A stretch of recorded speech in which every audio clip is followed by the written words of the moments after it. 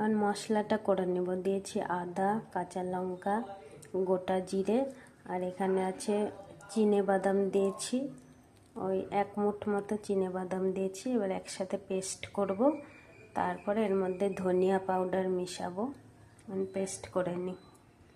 আর এখানে আমি সব সবজিগুলো ভেজে নিয়েছি। সজনার ডাঁটা, মিষ্টি কুমড়ো, বেগুন, বরবটি, পটল, মূলো, গাজর, যত রকম সবজি ছিল প্রায় সবই দিয়ে সবগুলো ছাকা তেলে আলাদা আলাদা করে ভেজে নিয়েছি।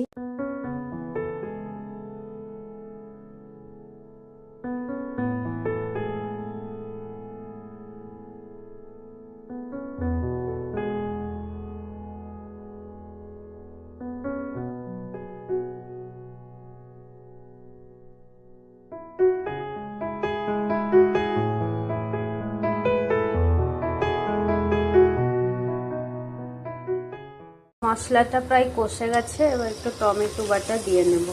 ওই মশলা কষানোর সময় কিন্তু অল্প একটু চিনি দিয়েছিলাম, আপনারাও একটু চিনি দেবেন, তাহলে কালারটাও ভালো হবে, টেস্টটাও ভালো হবে।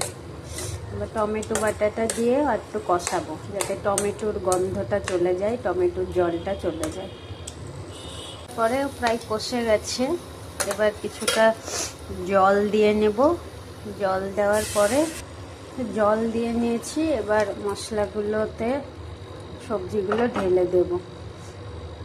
কিছু বাদাম ভেজেও দিয়েছি, এবং সবজিগুলো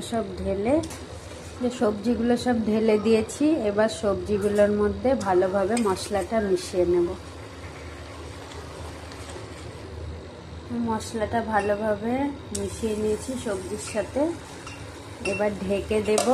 ঢেকে দেওয়ার পরে একদম টিনে দিয়ে দিয়েছি, আস্তে আস্তে এটা বাষ্প হতে থাকবে, কারণ ভিতরে নুন ঝাল এগুলো ঢুকবে। এটা হতে থাক আস্তে আস্তে, ধীরে ধীরে।